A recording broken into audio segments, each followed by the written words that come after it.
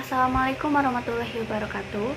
Para pangjejer sareng para pamilan anu kusim kuring dipika hormat. Puji sinar syukur hayu urang sami-sami panjatkeun kehadirat Allah Subhanahu wa taala anu tos mamparinan ke urang sadaya nikmat kesehatan sehingga urang tiasa patepung laung paamprok jeung hok patepang rarai dina ieu kasempatan kalawan dina kawilujengan. Shalawat kali salam mugi tetap dileurkeun kanjungan orang sadaya nyata Nabi Muhammad SAW tehirap ka kulawargina ka para sahabatna oge ka orang sadaya salaku umatna dugi ka akhir zaman amin ya robbal alamin.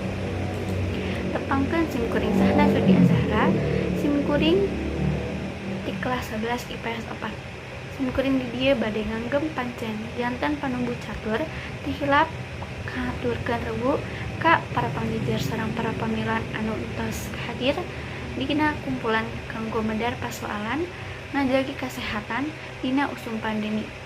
Kukituna supados henteu nyangkolong kana waktos hayu urang sadaya buka isawala ku awasan basmalah. Bismillahirrahmanirrahim. Para pangjejer sareng para pamilan anu kusim kuring dipika hormat.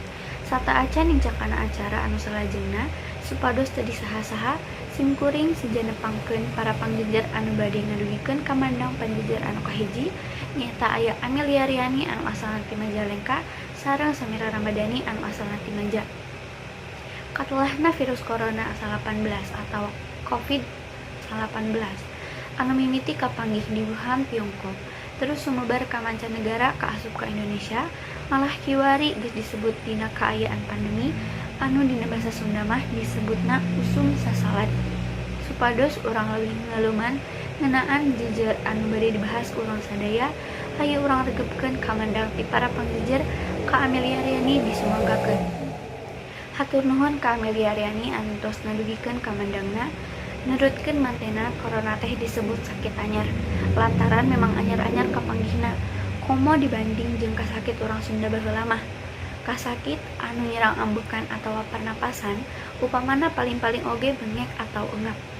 Hadirin anu dipika hormat, hayu urang ngajengkeun sawala ieu kumaha cara anu leres ngajagi kabersihan dina masa pandemi ieu. Hayu urang regepkeun wawaran ti Samira Ramadhani.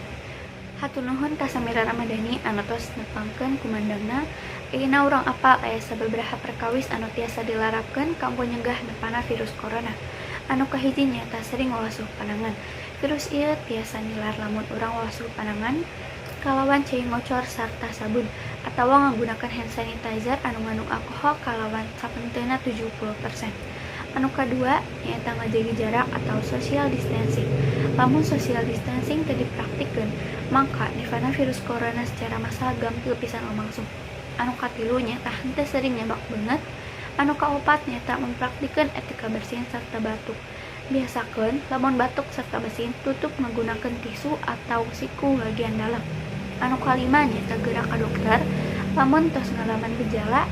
Anu kagenep nyaeta nganggo masker lamun nuju udur.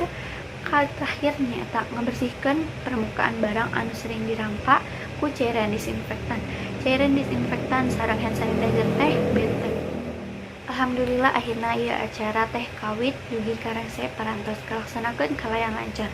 Kanggo nutup ieu acara, sumangga urang sami-sami bacakeun hamdalah sasarengan. Alhamdulillahirabbil alamin. Hapunten anu kasuhun bilih aya cariosan anu kusim kuring henteu merenah kina ku pareos bibir teh teu diwongkul letah teu tulangan.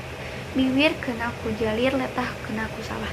Mung sakituna anu kapihatur wabillahi taufik hidayah. Wassalamualaikum warahmatullahi wabarakatuh.